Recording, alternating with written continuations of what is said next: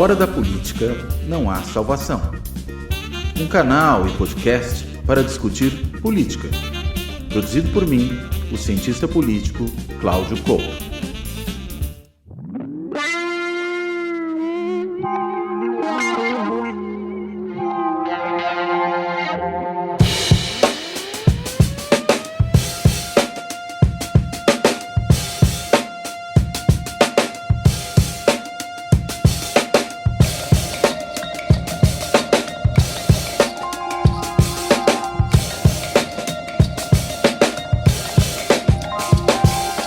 Olá, este Fora da Política Não Há Salvação vai tratar da questão da violência no Brasil, mas olhando para um aspecto particular dela, que é a atuação das facções criminosas, e claro, especificamente dentro dessa atuação das facções criminosas, da mais conhecida, a mais importante delas, que é o primeiro comando da capital, o PCC.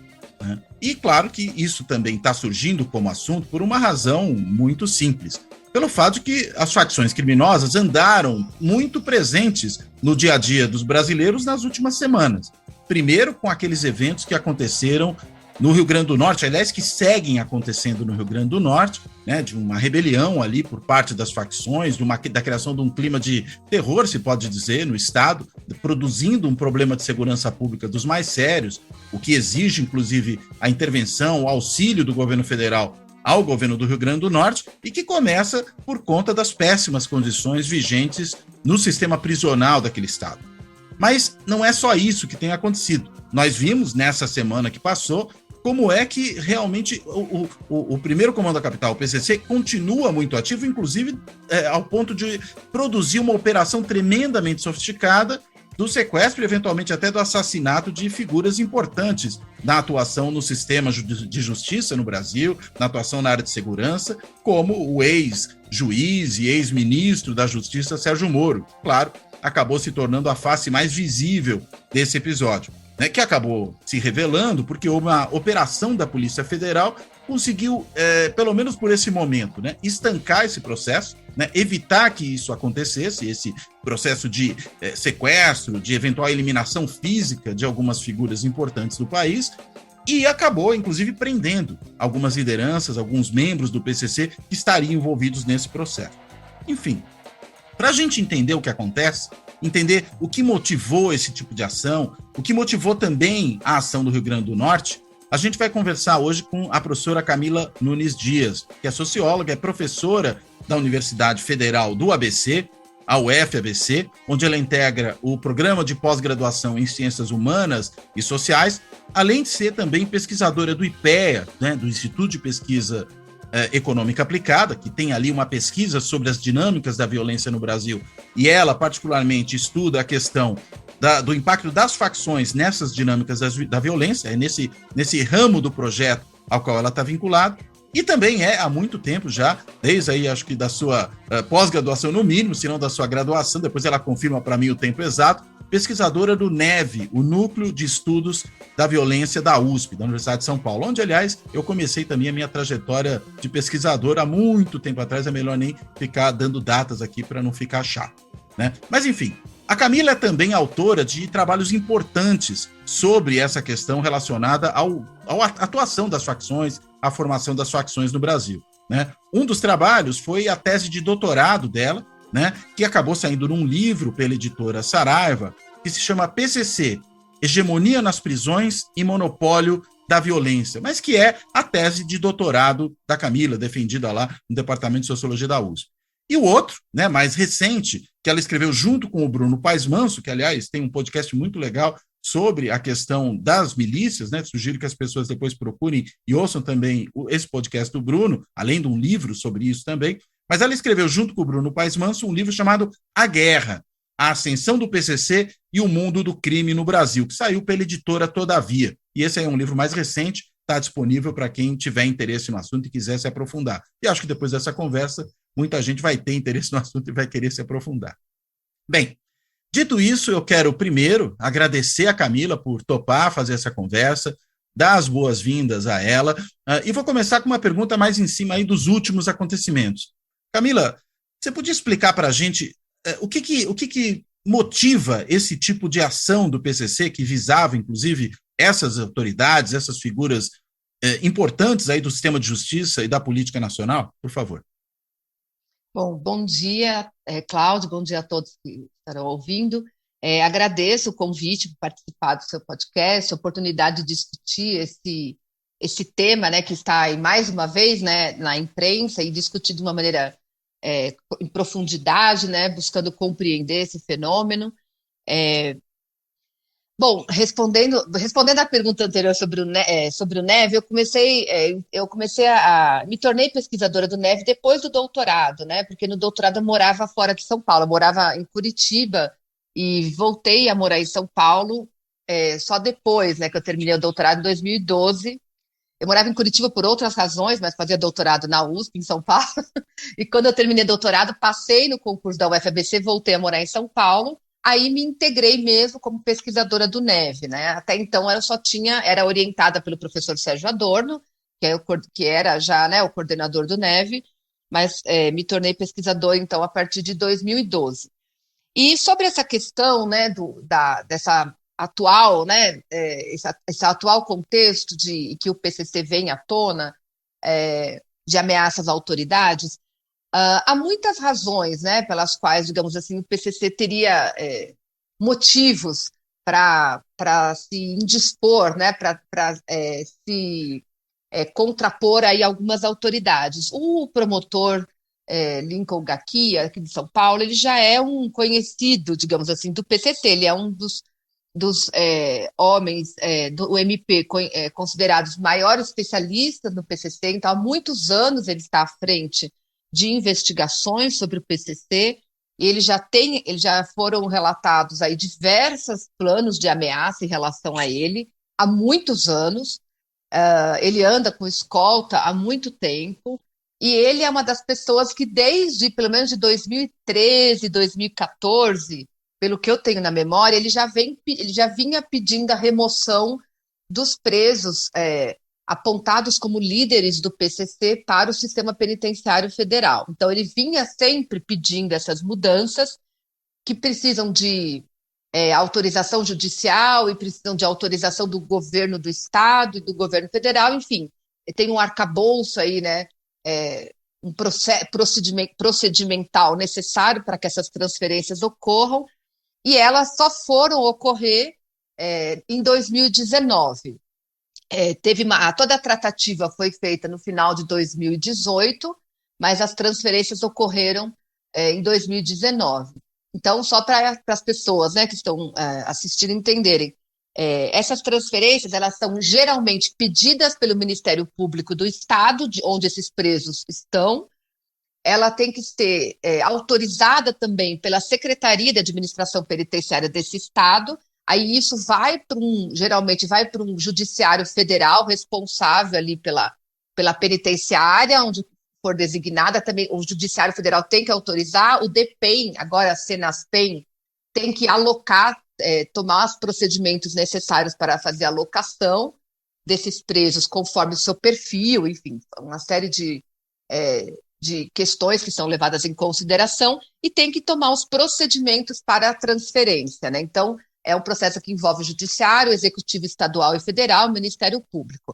E uma das razões, né, que certamente está vinculada a essas ameaças que surgiram, a notícia surgiu agora, né, recentemente, tanto ao promotor Lincoln quanto ao ex-juiz, ex-ministro Sérgio Moro, são relacionadas a essas transferências para o sistema penitenciário federal, e adicionando ainda o fato de que desde 2017, se não me engano,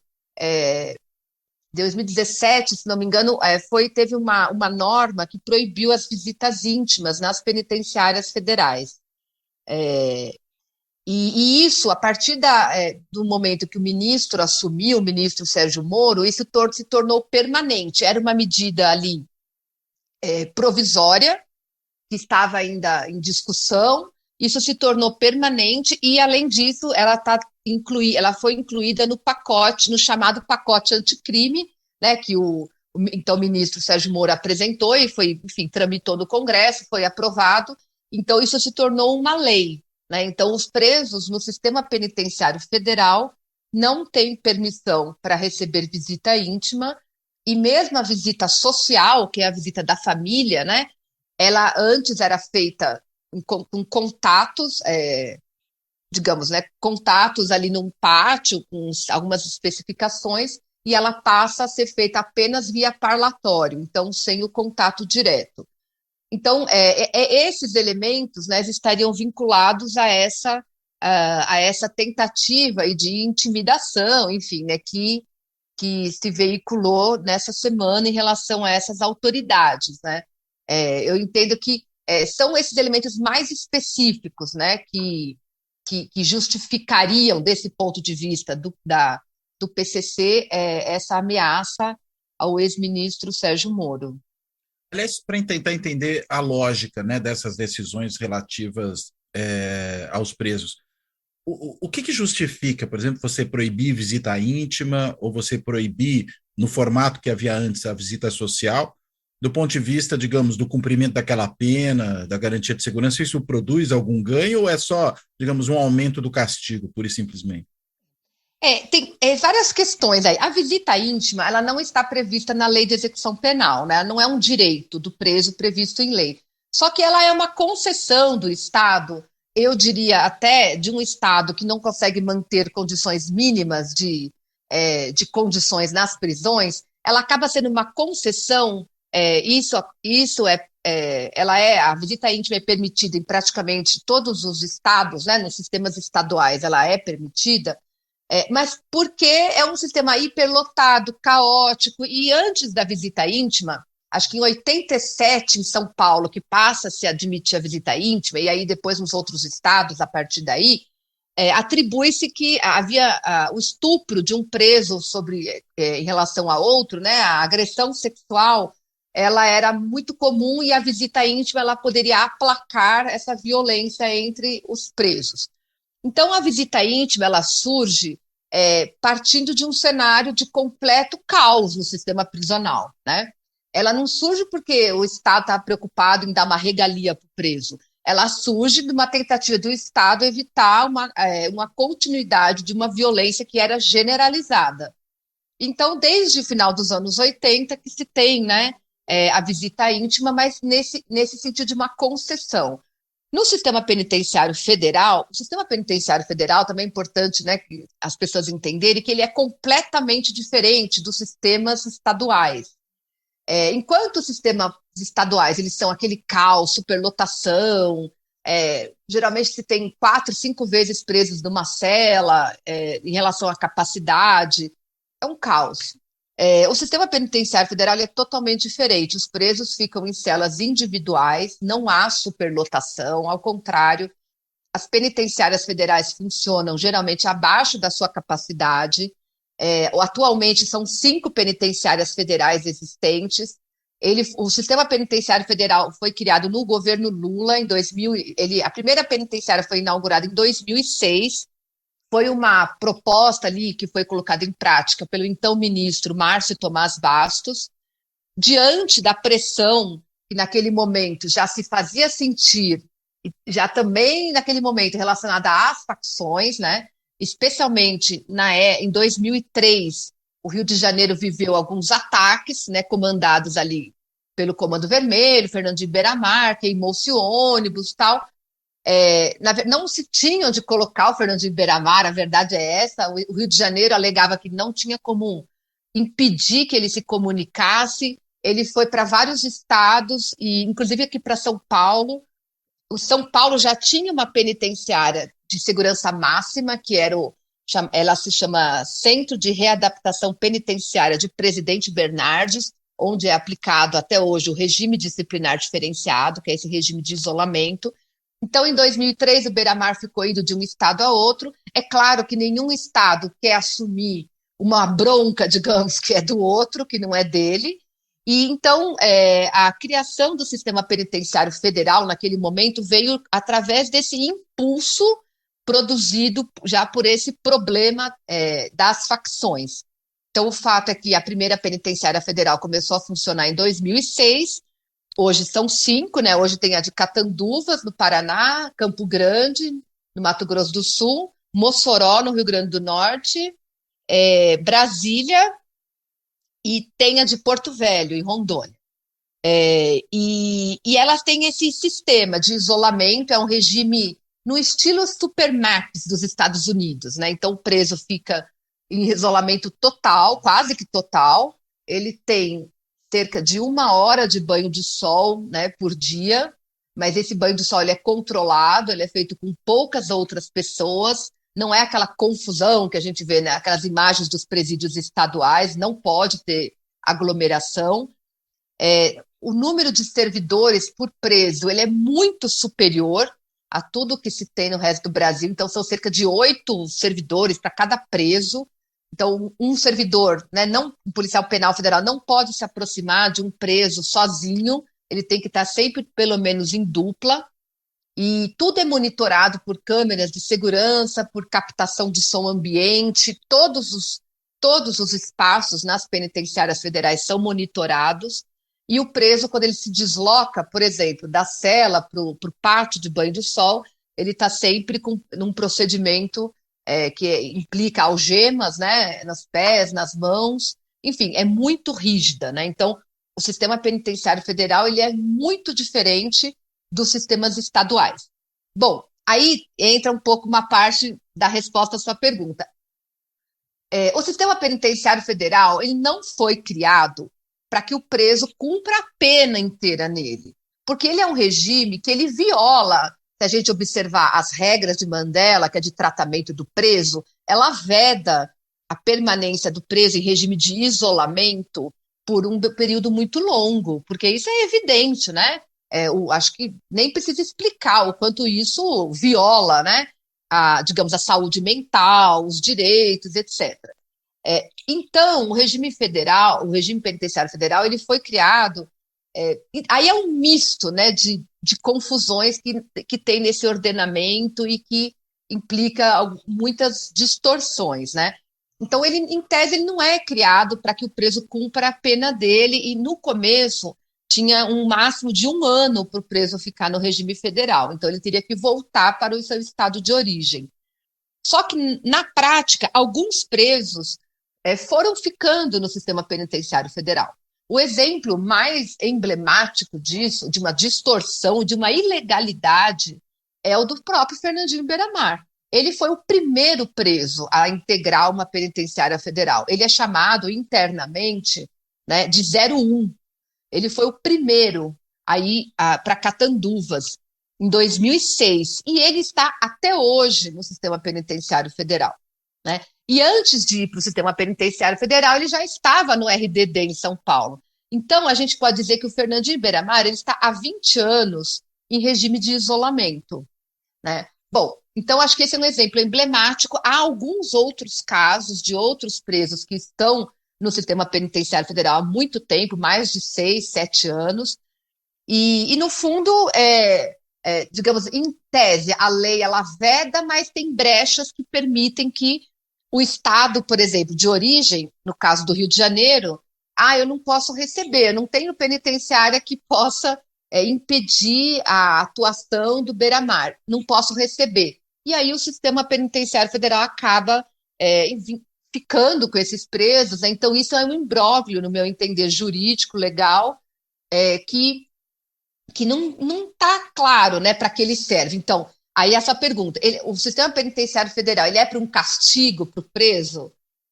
Ele é para uma vingança? Ele é para isolar o preso? Mas aí quanto tempo fica lá? Né? Ele é para o cumprimento da pena? Acho que não, porque ele não tem, por exemplo, ele não tem a previsão de progressão de regime, que está na LEP, tem que ter progressão de regime. O sistema penitenciário federal não tem condições de fazer isso, né? Ou o sistema penitenciário federal, como diz alguns, é para líderes de organizações criminosas, e o pacote anticrime diz que pessoas que são presas como participantes de organizações criminosas já podem começar a cumprir a pena no sistema penitenciário federal. Então, e isso tem acontecido. Muitas pessoas presas, né, mais recentemente, têm ido direto para o sistema penitenciário federal. Então, a regulamentação do sistema penitenciário federal, ela é uma regulamentação específica e que, de certa forma, colide com a lei de execução penal, porque se a lei de execução tem como princípio a progressividade da pena e o preso vai direto para o sistema penitenciário federal e muitos cumprem a pena inteira lá e saem para a rua, como ontem mesmo, né?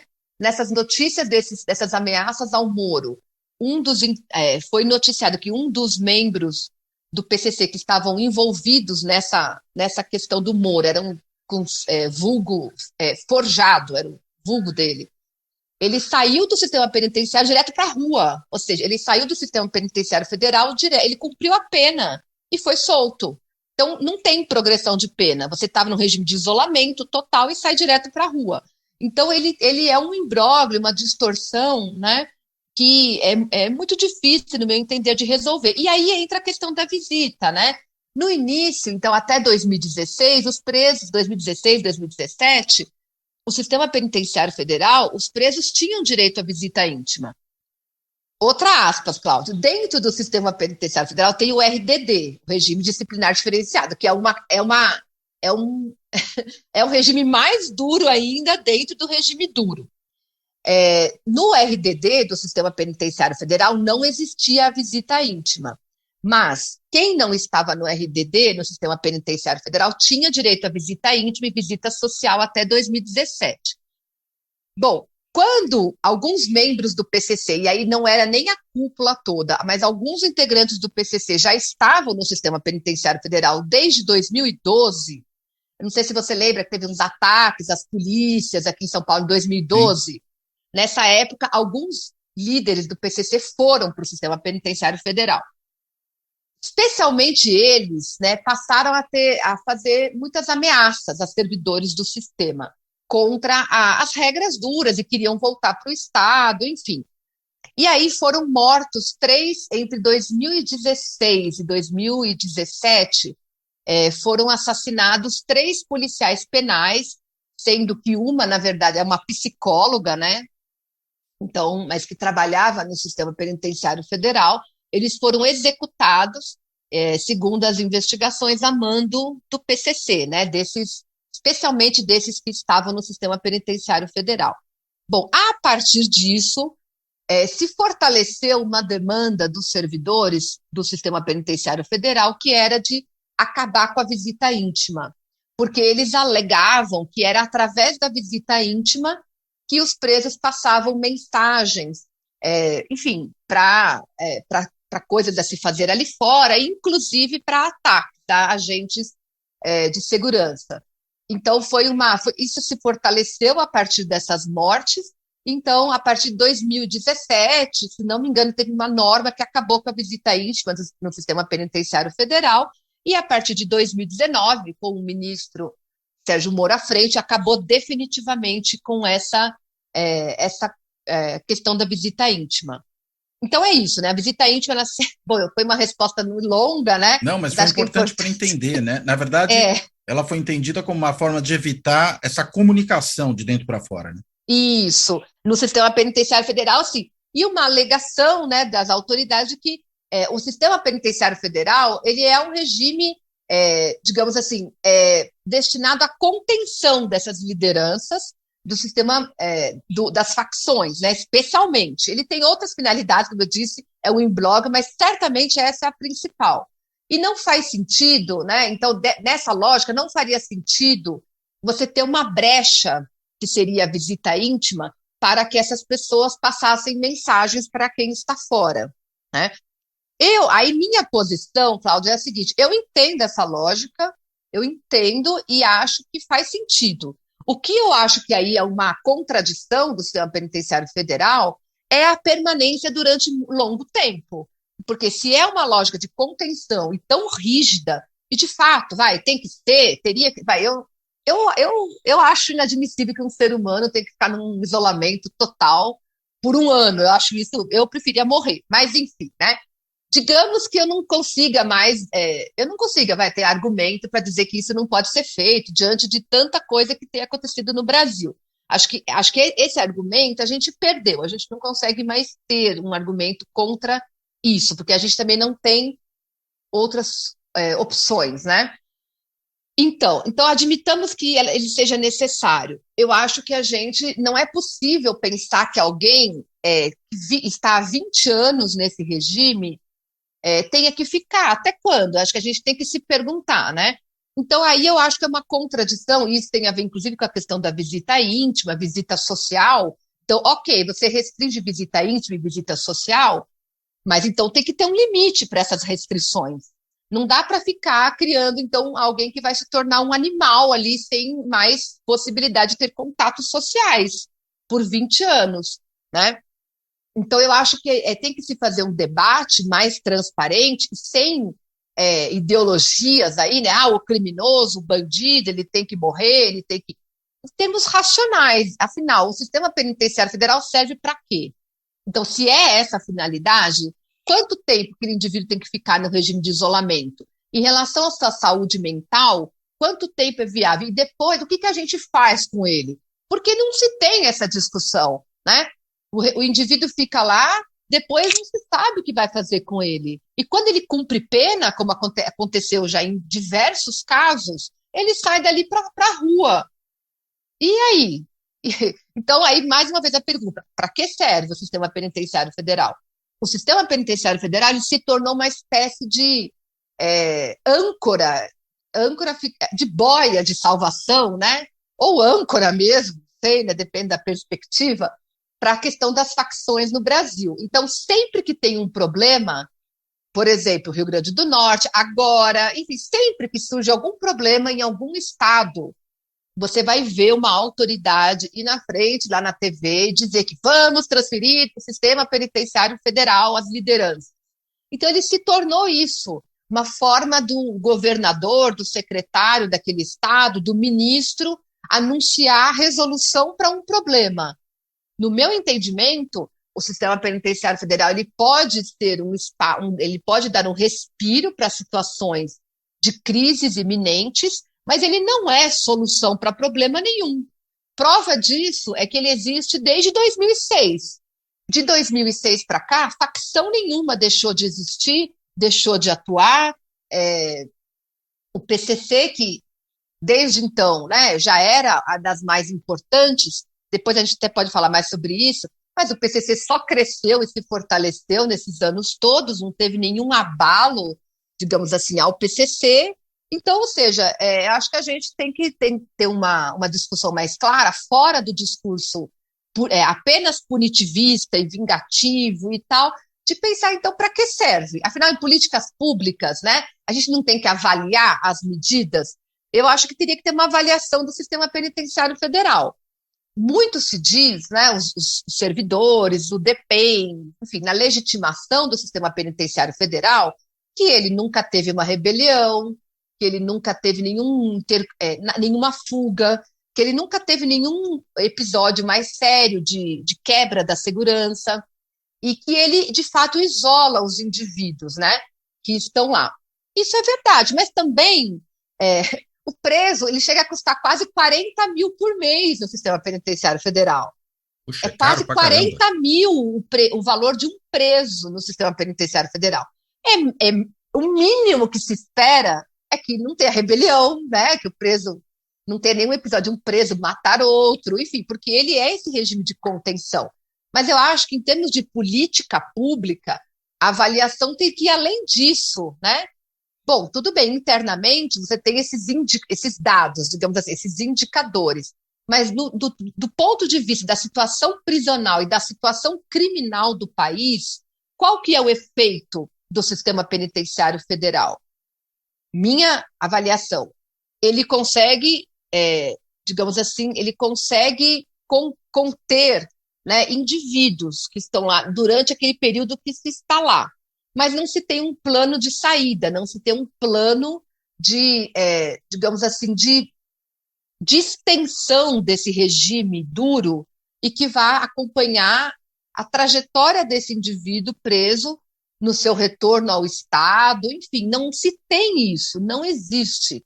E, por outro lado, né, Cláudio, se, no meu entender, a razão de toda essa questão que se relaciona com as facções, a origem é o sistema prisional, nos estados, a violação de direitos, ela é a normalidade, a violência, etc., isso continua igual, não mudou. Então, se o sistema penitenciário federal ele consegue conter alguns indivíduos que se destacam, né, nessa população carcerária, se destacam criminosos mais perigosos e são contidos, o sistema penitenciário estadual, em todos os estados, continua produzindo outros para ficarem no lugar desses. Então, é um processo que é um ciclo que não é interrompido, ele continua se perpetuando. Então, a gente hoje tem aí, né, alguns do sistema, mas certamente já tem outros, nas outras lideranças nas ruas, nas cadeias. Daqui a pouco vai para o sistema penitenciário federal, surgem outras, e a gente, na verdade, não está resolvendo o problema, né? Apenas o ministro da vez ou o governador da vez está ali aparecendo diante da televisão, dizendo que está fazendo alguma coisa contra o crime, quando, na verdade, esse filme a gente já viu centenas de vezes, né? Interessante, você tá falando isso, eu estava pensando no caso aí do Forjado, né, que apareceu como aquele que tinha recebido a tarefa, né, de eliminar o Moro. É muito impressionante, porque a gente consegue imaginar, bem, para que eu vou deixar um preso nesse sistema tão restritivo? Não, porque ele é perigoso demais, alguém tão perigoso não pode ficar, digamos, não é nem à solta, não pode ficar num espaço que lhe permita algum tipo de comunicação com o mundo exterior. Só que esse mesmo cidadão, na medida que cumpre pena, ele é posto na rua no dia seguinte. Então, se ele era tão perigoso, ele provavelmente não podia ter sido libertado também. É uma contradição, né? Então, porque certamente ele foi libertado porque ele não tinha mais processos a cumprir. Ele cumpriu a pena, não tinha outros, e aí então tem a questão, digamos, jurídica mesmo, né? Não pode deixar alguém preso. Então, a gente vê que é uma contradição do nosso próprio sistema, porque, no mínimo, ele deveria ir para antes de acabar a pena dele, ele deveria ser colocado numa espécie de um acompanhamento, né? Algo que pudesse deixar ele em convívio com os outros e acompanhando, mas isso não existe, né? E isso, a razão de fundo disso, né, Cláudio, é que também ninguém quer acreditar, ninguém quer enfrentar isso, é o fato de que as nossas prisões, seja federal, estadual, não existe nenhum tipo de política que vise não sei nem qual a palavra daí, mas a reinserção, a possibilidade do indivíduo sair do mundo do crime e se inserir em atividades econômicas ou em laços, né, com a sociedade de uma maneira geral, que não passem pelo crime. Porque o que o sistema penitenciário faz, isso é mais ainda impressionante no Brasil, o que ele trabalha é para romper os laços familiares. Então, assim, se na minha trajetória, né, como pesquisadora das prisões, se tem uma coisa que pode impedir um indivíduo, por exemplo, de continuar numa facção, de continuar ali atrelado àquela vida criminal, é a família. Se tem uma coisa que pode, né? Geralmente é muito comum, nasce um filho, aí aquele indivíduo vê ali aquele bebezinho, olha, não quero passar o resto da minha vida na cadeia, ou não quero ser morto porque eu tenho meu filho. Então, assim, geralmente é o laço familiar que mais tem chances de fazer com que o indivíduo se desvincule do crime e busque ali uma outra forma, né, de seguir na sua trajetória. O que no Brasil as autoridades fazem, né, e ninguém está preocupado com isso, né, nem Ministério Público, nem Judiciário, nem o Executivo, a primeira coisa que se faz é quebrar o laço com a família, inclusive criminalizar de maneira perversa essa família, né? Há muitos grupos de mães de pessoas encarceradas que está cheio de relatos de humilhação quando vão visitar o filho, de serem criminalizadas, de ter a revista vexatória que elas passam, inclusive crianças. No caso, né, a distância no sistema penitenciário federal, por exemplo, o indivíduo de São Paulo, ele vai para Mossoró, ele vai para Rondônia, ele vai, enfim, são 5 penitenciárias, uma em cada estado, e a questão da relação onde está a sua família, isso não se leva em consideração. Inclusive, eles ficam, por exemplo, algumas pessoas, né, os líderes, por exemplo, eles ficam toda hora mandando de um para outro, né? Eles ficam mandando para lá, para cá, para lá, para cá. Ou seja, não é para ter vínculo familiar, né? E mesmo, por exemplo, São Paulo, que é o estado que eu conheço mais, né, o sistema carcerário, a maioria, né, a gente já conhece aqui em São Paulo esse fenômeno da interiorização do sistema carcerário. A partir da explosão ali, né, do fechamento do Carandiru, foi construído um imenso parque penitenciário no estado como um todo, que hoje tem cerca de 180 unidades prisionais, e a maioria das famílias moram, né, em São Paulo, região metropolitana, e tem que, às vezes, se deslocar 600 quilômetros para visitar o seu parente, seu familiar lá, sei lá, em Tupi Paulista, que fica na divisa com Mato Grosso do Sul. Então, isso faz com que você tenha aqui, você se onera as famílias, porque são elas que têm que arcar com os custos para conseguir ver o seu familiar de transporte, alimentação, enfim, muitos custos que isso envolve, e ao mesmo tempo você coloca uma série de dificuldades, empecilhos que no fundo acaba promovendo o enfraquecimento e a ruptura do laço familiar, né? Ou seja, o Estado, né, de diversas formas, ele contribui para fortalecer o vínculo do preso com a facção, Cláudio.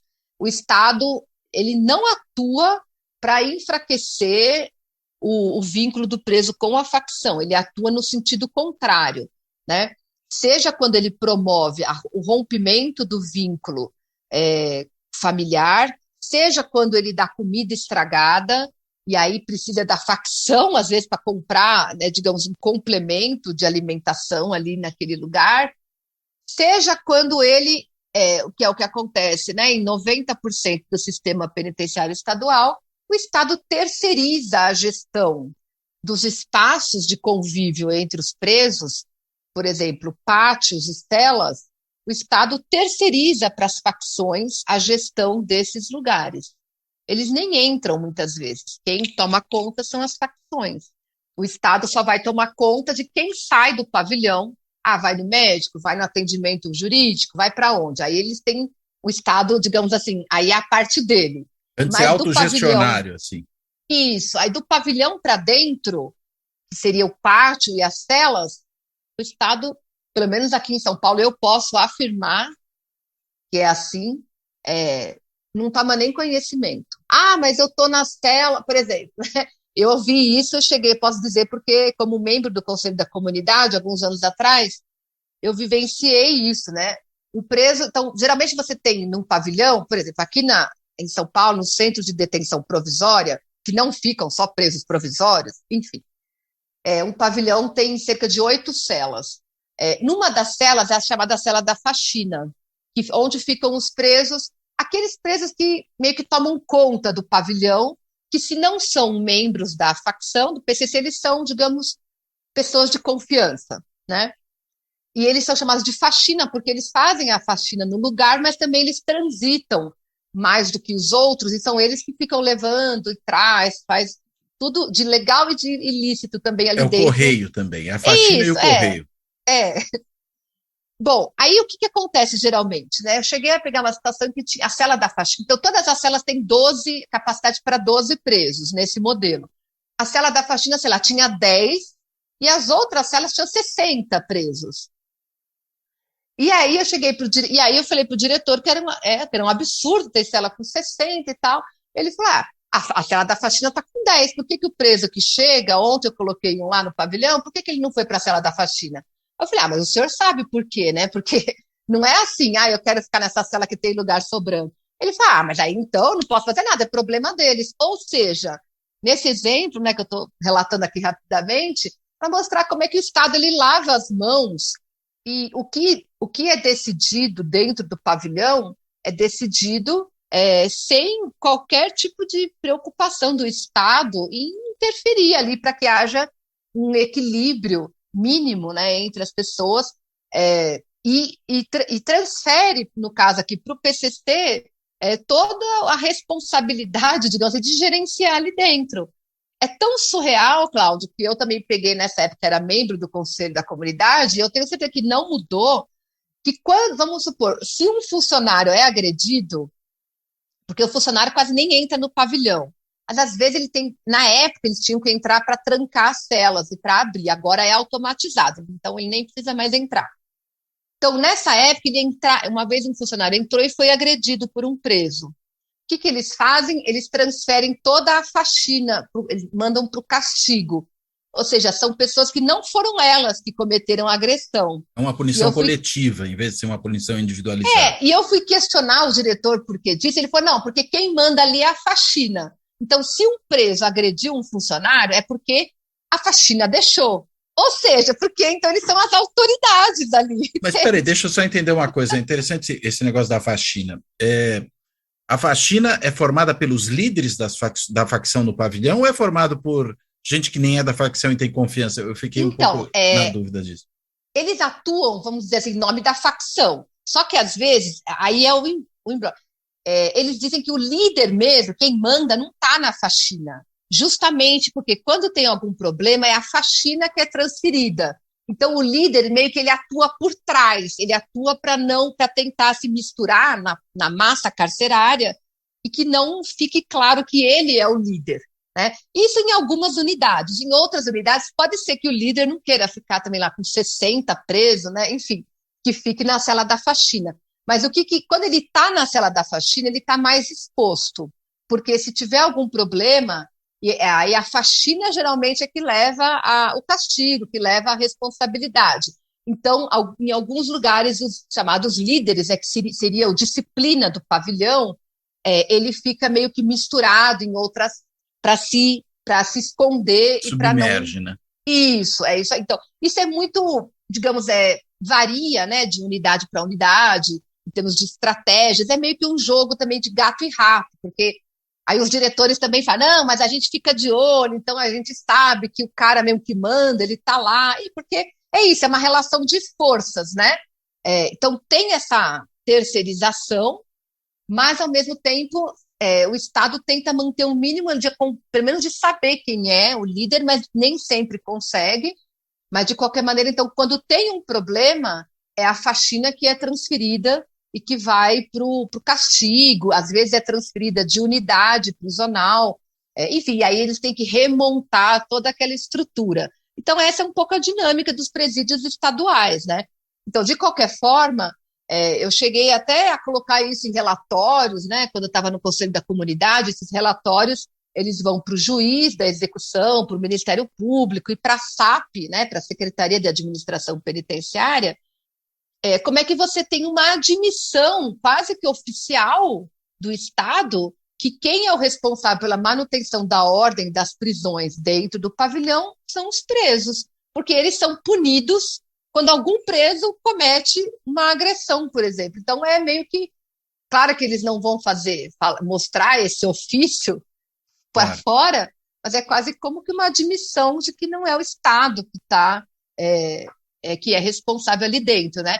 Até uma questão que eu sempre faço por exemplo, quem distribui alimentação dentro do pavilhão é a faxina. A faxina ela tem um grupo que chama de boieiros, são os que distribuem a boia, né, como é chamada a alimentação. Eu sempre me pergunto, será que dá para se afirmar e ter a certeza e a confiança que todos recebem alimentação de maneira igual?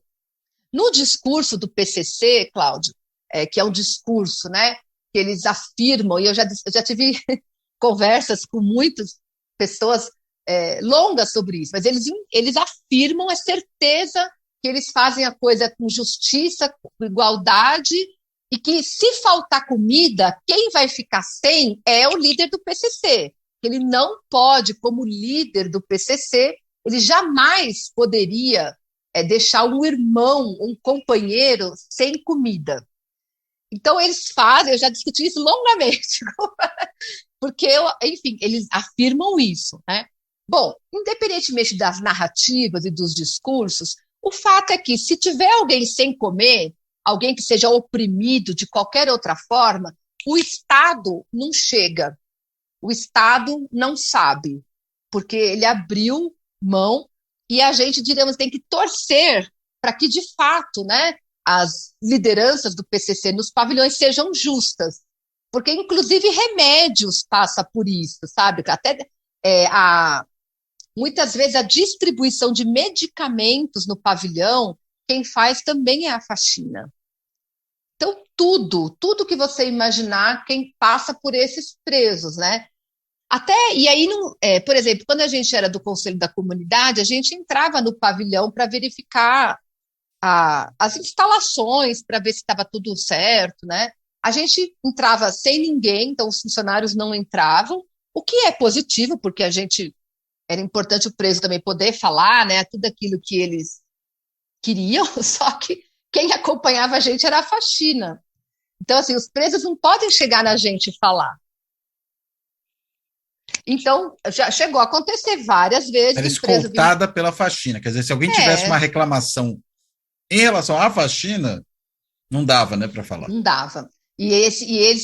Claro que ninguém ia fazer isso, né, porque a gente vai lá, fazia a visita e ia embora. Aí o preso fica lá, né? Então, há um controle da informação ali, né? Eu tive várias experiências do preso entregar um papel, porque era muito comum eles escreverem papeizinhos, né? A matrícula, o nome, e, por exemplo, eu estou com a pena vencida e tal, que às vezes nem tá, mas o preso é um desespero para sair, então eles. E às vezes tá, mas às vezes não, né? Então eles vinham entregar para a gente olhar a situação jurídica dele. E era muito comum, às vezes o preso vinha e dava direto para a gente. E aconteceu, acho que umas 3 vezes, o preso da faxina pegar da mão, assim, o papel, pegar, tipo, da minha mão. Deixa eu ver isso aqui, né? Olhar e aí entregar e falar para o outro, você tem que entregar para mim, sou eu que passo para ele.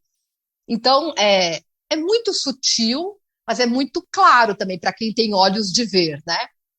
Que há ali um controle das informações, que é um controle que envolve ali as questões dos poderes ali dentro, né? É claro que isso é a parte que a gente enxerga.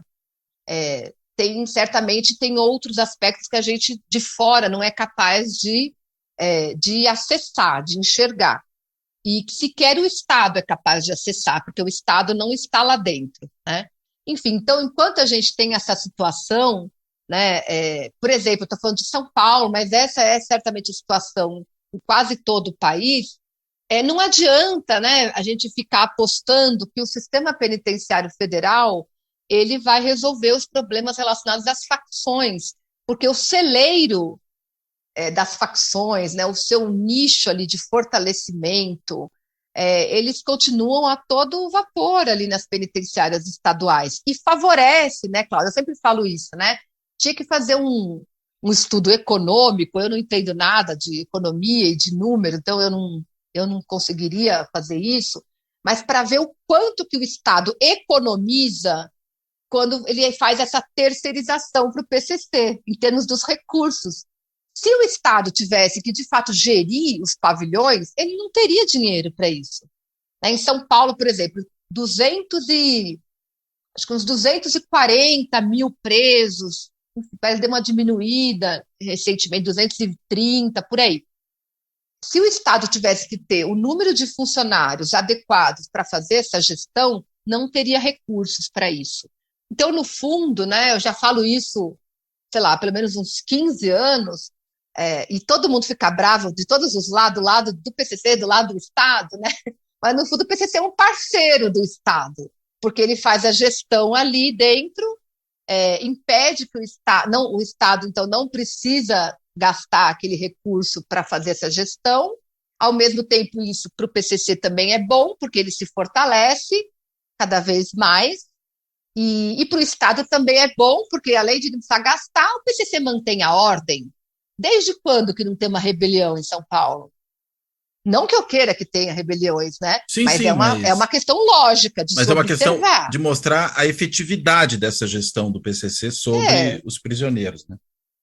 Então eu sempre digo assim, que é bom para todo mundo. Então eu acho muito faz parte, né, do discurso político, enfim, né? Mas a gente observando, a gente vê o quanto é irônico, enfim, né? Quando a gente vê discursos inflamados, sempre que tem um novo acontecimento envolvendo as facções, né? Por quê? Porque aí vem uma questão que eu acho que até eu ia falar no início, né? Mas acho que talvez seja importante pontuar. A questão de ter violência ou não ter violência, de ter uma crise nova ou não ter uma crise nova, ela passa por diversos elementos. E a questão do Estado, digamos assim, ela é claro que ela é fundamental, mas geralmente não é uma atuação do Estado que faz com que haja um período sem violência, né? Ou seja, quando explode um momento aí de violência, geralmente é um acúmulo de coisas, né? Então, quando, por exemplo, eu vejo ontem, eu escutei o Sérgio Moro falando durante os 4 anos de governo Bolsonaro não teve problema com as facções.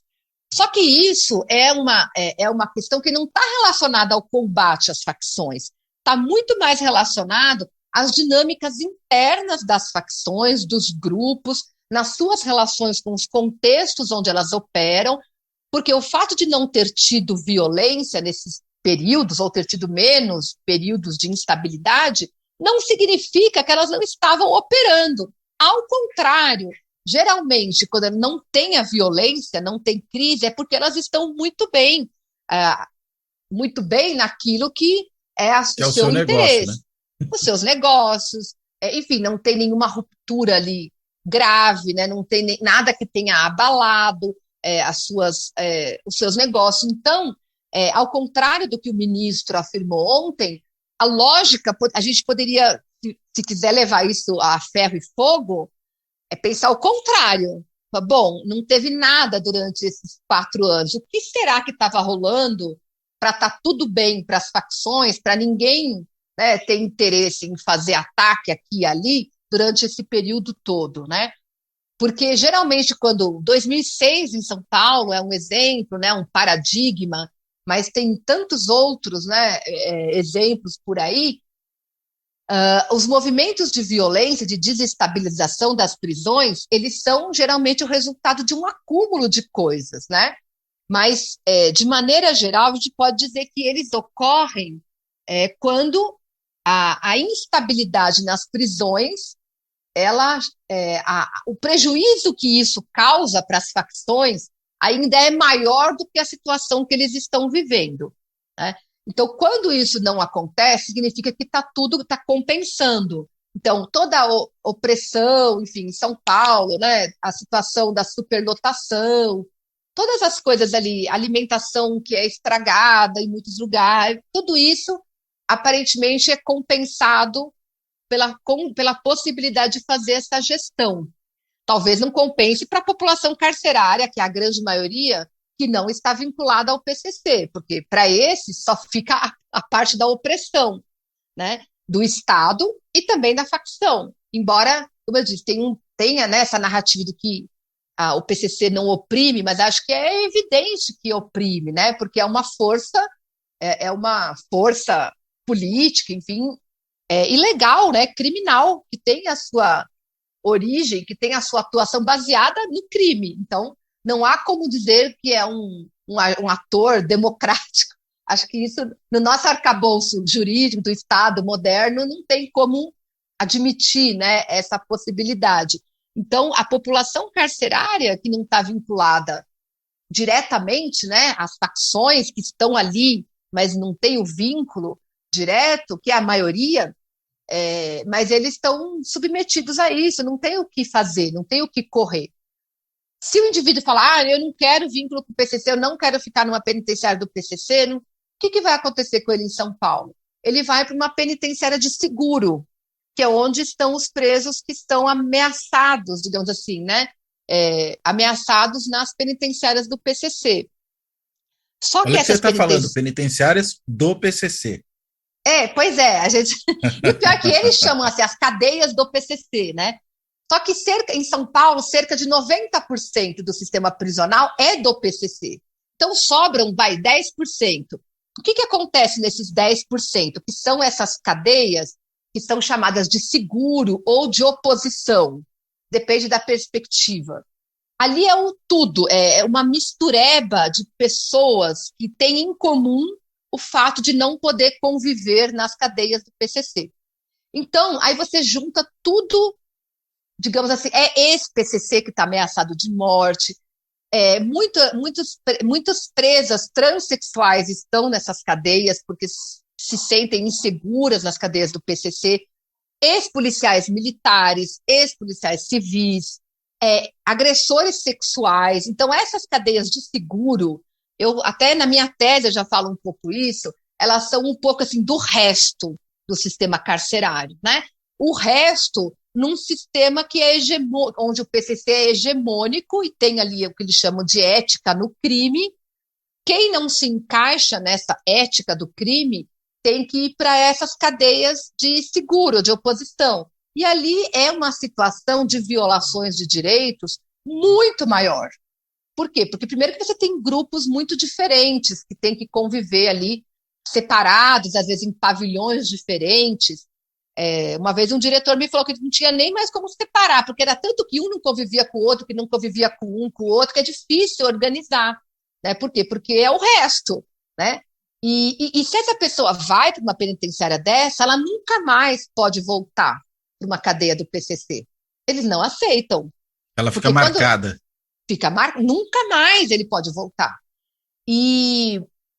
Enfim, então a situação, quando você sai da hegemonia do PCC, diria assim, a opção para você é uma opção muito pior. Muito pior. Então, isso também, evidentemente, fortalece o PCC, porque, digamos, a pessoa que vai para uma penitenciária em regime fechado, né, de seguro, quando ela tem direito ao semiaberto, o que acontece?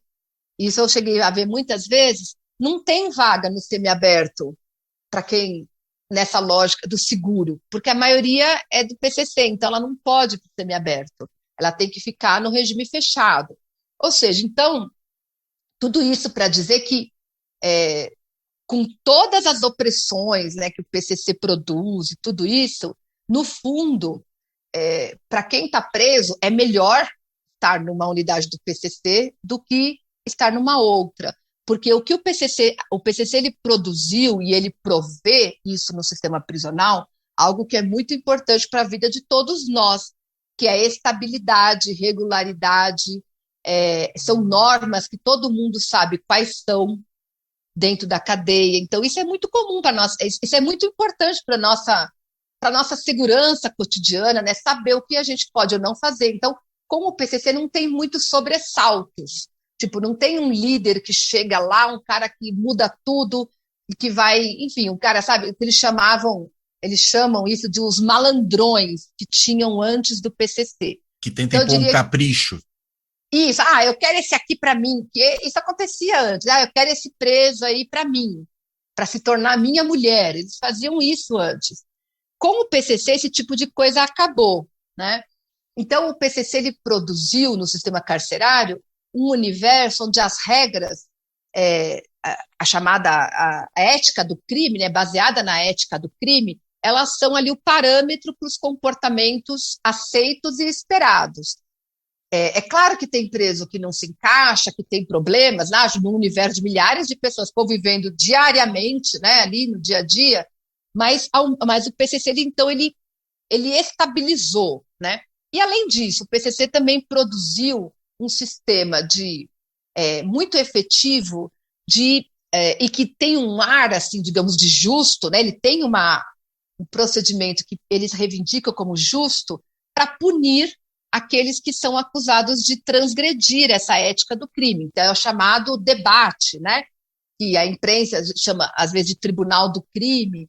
Então, o indivíduo que é acusado de cometer enfim, né, de descumprir uma dessas normas, ele não é, digamos, morto assim de imediato. Ele vai ter um processo, um julgamento, vai falar com as instâncias superiores, que vai decidir, vai chamar testemunha se ele foi culpado mesmo, se ele não foi. É quase um processo judicial mesmo. É quase mimetismo do processo judicial. Até esses dias, falando com o interlocutor, a gente ria, eu ria, né, na verdade, Porque eles, antes de decidir, eles chamam que a ideia está em aberto. Então, se você é acusado de alguma coisa, e teve toda essa conversa, às vezes espera, falta algum detalhe ainda, né, para resolver aquela situação, então se fala que a ideia está em aberto, que ainda não fechou aquele caso. Então, ele me dizia que tinha uma pessoa que ele conhecia com ideia em aberto há 8 anos. Eu falei, nossa, então é de fato a reprodução do sistema judicial. Até na demora, né? Até da demora. Então, assim, e isso a gente fala, eu sei que para quem ouve, né, que não está familiarizado com esse universo, parece muito absurdo e parece fantasioso, mas não é. Então, assim, só que esse modelo, assim, desse jeito que eu estou falando, ele é muito próprio do PCC. As outras facções, o que muda? Muda que elas são muito menos estruturadas, muito menos organizadas, tem uma estrutura aí muito mais precarizada. Então, tem lá o Sindicato do Crime, por exemplo, no RE, no Rio Grande do Norte, né, que está protagonizando agora esses ataques. Eles não têm essa estrutura toda que eu estou dizendo aqui, todos esses procedimentos. Mas a lógica assim, básica, ela é a mesma, né? Em todas as facções, atuação nos negócios ilícitos, né? Sobretudo tráfico, roubos e outros, e essa gestão gestão da ordem nos espaços prisionais, que também, de alguma forma, se reproduz para fora, né? Se transborda para os outros espaços em que esses grupos também exercem esse papel regulatório, como nas periferias e favelas. Eu sempre digo, né, que esse transbordamento ele não é assim uma reprodução, porque as prisões, né, os próprios presos usam muito essa expressão, ali é campo fechado, e fora a rua é campo aberto. Ou seja, a rua ela tem muito mais diversidade, ela tem muito mais os contextos urbanos, por exemplo, de São Paulo, eles estão muito mais suscetíveis a terem variações, né, nos diferentes bairros, favelas, comunidades, mas a lógica ela é a mesma. Tudo isso que eu falei para as prisões, de alguma forma, se reproduz também nas ruas, né? Então, mas às vezes na rua, lógico, né? Sei lá, na comunidade X, o disciplina ali foi morto, foi preso, aí não tem outro ainda que tem o mesmo grau de respeito, enfim, né? Então já você tem uma certa uma variação aí em termos dessa disciplina do PCC, mas a lógica ela é a mesma, né? Eu acho que isso reconfigurou o cenário criminal em São Paulo, tem reconfigurado, né, no Brasil inteiro, com a diferença, né, que em lugares onde você tem vários grupos disputando esses mercados ilícitos e esses territórios, a violência ali ela se potencializa, né? E em São Paulo, como não tem outros grupos, né, disputando, a violência no sentido ali, né, que se reflete nas taxas de homicídios, ela reduz, né? Então, eu acho que é muito importante compreender essas dinâmicas, né, para compreender também o quanto elas impactam nos números de homicídios, por exemplo, que, em geral, infelizmente, não tem uma relação direta com políticas que o Estado promove.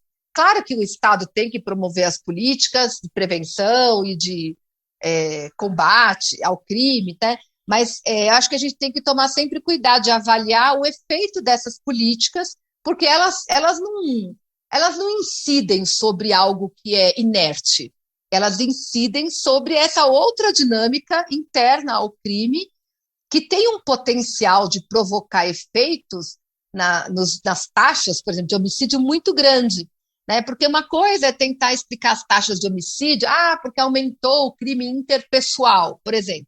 Isso vai ter um impacto baixo, né? Vai ter um impacto geralmente baixo. Agora, quando você vai ter uma guerra de facção, como aconteceu em 2017, você tem um impacto muito alto e rápido, porque esses grupos estão fortemente armados, né? Então, a explosão de violência, em geral, ela tem efeitos rápidos e efeitos estratosféricos, assim, né? Como a gente viu acontecer 2017, 2018, e que a partir de 2019, começou a refluir, porque também ninguém fica se matando indefinidamente, né? Uma hora as pessoas, digamos, muitos já estão mortos, já há um cansaço, né, em termos de recursos econômicos e de disposição para as guerras e uma acomodação nos territórios. Então é isso que, ao meu entender, o país vive, né, de 2019 para cá, em que a gente viu como as taxas de homicídios, que chegaram num ponto muito alto em 2018, começaram a baixar, porque, sobretudo quando você está num patamar muito alto, aquilo não vai se manter, né, nos anos seguintes, a não ser que haja outros fatos, né? Enfim, acho que a minha resposta já está longa demais. Eu já nem lembro qual foi a pergunta. Não, esse mercado atingiu, vamos dizer, pensando com um olhar de economista, atingiu um equilíbrio, né? E Isso. aí a coisa estabiliza. Agora, Exatamente. uma coisa interessante que você chamou a atenção, e realmente isso é muito curioso, né? É que a gente ouvia muito falar desse acordo tácito, né, entre o Estado e as facções criminosas, né? No caso de São Paulo, isso é mais comentado até, né? Quer dizer, entre o PCC e o governo, no sentido de, digamos, reduzir a violência nas ruas. Mas o que você está apontando é que esse acordo ele ocorre fora, mas também dentro, né, das cadeias, né? É um acordo que aí nem é tão tácito, não sei, essa situação de autogestão do sistema penitenciário pelos próprios presos, né? Quer dizer, pacifica para dentro da cadeia, e essa forma de, digamos, a facção também impor regras de o que se pode ou não pode fazer do lado de fora, pacifica para fora. Pacifica, é claro, reduz o grau de violência que se poderia verificar aí, né? Não pacifica porque o crime continua funcionando. Mas, digamos, em vez de você ter um índice de assassinatos altíssimo, você tem um certo controle. É isso, né? Quer dizer, opera nos dois âmbitos, né? E nos dois âmbitos dá para dizer que existe esse acordo tácito. Que eu não sei o quanto é tácito também. Pois é, eu acho que é tácito, porque eu acho que muitas vezes se fala, porque o Marcola sentou com o Alckmin em 2006, né? Não acho que foi assim. Eu acho que isso é uma linguagem, sei lá, figurada, né? Eu acho que esse acordo, né, que se fala em 2006, que eu nunca tive comprovação, viu, Cláudio? Olha que eu perguntava nas entrevistas para todo mundo, mas ninguém nunca confirmou, né? Uma acomodação, talvez, mais ao longo do tempo, né? Isso, eu acho que é uma acomodação, né? Eu acho que, aos poucos, tanto do ponto de vista do governo, né, pensando em São Paulo, quanto da própria conformação daquilo que foi se construindo dentro das prisões, com a expansão do PCC, acho que as coisas foram acontecendo, foram se acomodando de uma tal forma que em 2006, então, teve aquela, digamos, uma ruptura de todas as, digamos, as composições sociais e políticas ali que até então podiam existir. Houve uma ruptura num cenário em que o PCC já era hegemônico aqui em São Paulo. Então, a partir daquela ruptura, então digamos assim, potencializou essa acomodação e fez com que ela se tornasse duradoura. E mesmo que não seja um acordo, assim, né, nesse sentido que no imaginário se pensa, e eu nem estou dizendo que não tem, eu também não posso dizer que tem, né? Mas ainda que não haja esse acordo, há uma situação que é melhor para todo mundo, né? Então, para um governo de um estado, é melhor que as prisões não tenham rebeliões e que haja uma queda dos homicídios no estado, né? E também para o PCC é muito bom no cenário de São Paulo, um cenário praticamente perfeito, que não tem concorrentes, eu observo, o PCC faz 30 anos esse ano aqui, né? Então, há pelo menos desde 2016 que ele não tem competidor em São Paulo, não nasce um grupo para se opor ao PCC, ou quando nasce ele é eliminado, assim, logo quase no seu nascedouro, né? Como aconteceu com alguns grupos que surgiram nos anos 90. Não também, mais uma vez, não é que eu queira que surja, né? Mas observando o processo social... É assim que é, né? É assim que é. Se a gente vê os cartéis no México, as gangues, né, digamos, nos Estados Unidos, na América Central, em todos os lugares, a tendência no universo criminal é que o grupo ele se fragmente e aí fica em duas alas que guerreiam entre si. coisas do tipo. Até o momento, o PCC não aconteceu isso. Até o PCC ele teve ali uma dissidência comecinho dos anos 2000, fundou o terceiro comando da capital, mas ninguém nunca ouviu falar, porque era coisa de uma unidade prisional de seguro, sabe, que ficou ali. Então, no sistema prisional, nessas unidades de seguro, tem esses grupos menores, mas eles não são relevantes, nem no sistema prisional e muito menos fora das prisões, nos mercados, né? Então, eu entendo que essa situação, eu acho que ela não tem apenas essa situação, né, de São Paulo, ela não tem apenas uma razão, mas é uma composição, sabe aquela coisa do ótimo, né, das condições ótimas para que aquilo acontecesse? Aqui em São Paulo aconteceu, né? Isso inclui uma capacidade, certamente, de muitos integrantes do PCC de pensar isso, o contexto caótico de crescimento do encarceramento nas prisões, um mercado de drogas no varejo que, na época, com o surgimento, antes, né, do PCC, era totalmente caótico e muitíssimo violento, com a chegada do crack em São Paulo. Então, o PCC encontrou um cenário, quando ele se constituiu, que era um cenário dentro das prisões e depois fora, que clamava por uma regulamentação, por uma ordem, por alguém que desse ali parâmetros para organizar e colocar ordem. E foi um momento, então, de surgimento de pessoas que tinham essa visão, uma capacidade ali de liderança e respeito dentre os demais, né, os criminosos, como eles se chamam, tá? Não estou aqui criminalizando eles, como eles já se autocriminalizam. Eles se o partido do crime, falaram, né? Às vezes eles falam, né? Isso, às vezes, uma vez já me falaram que eu criminalizo o PCC, né? Eu falo, bom, eles é que se criminalizam, porque eles se chamam de o crime, então não sou eu que estou dizendo. É linguagem nativa, né? Então, ele se define. Você, quando alguém comete algum deslize, né? Eles falam, você não é criminoso. Então, isso como seria algo vexatório, assim, né? Algo para diminuir, né? Como assim não sou, né? Sou como sim. não sou criminoso? Sou criminoso e tal. Então, a situação do PCC em São Paulo, ela criou ela deu digamos, foi esse momento ótimo que se reuniu para se conformar-se uma situação que já tem uma longevidade, ela já dura quase 2 décadas, né?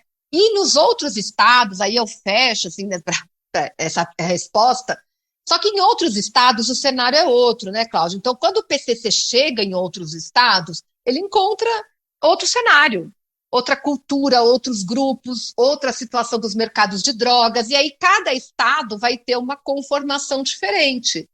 E a influência da chegada do PCC, da chegada do CV, dos grupos locais, aí vai dar, digamos assim, dinâmicas diferentes. Então, acho que é isso que é importante, né? Quando se observa os efeitos sobre as taxas de homicídios, por exemplo, ele vai variar de um contexto para outro, porque são outros elementos ali que vão compor, com, por exemplo, a chegada do PCC, são muitos outros elementos. E aí a gente viu, por exemplo, né, na última década, de 2010 para cá, como é que os homicídios explodiram no Nordeste e no Norte do país.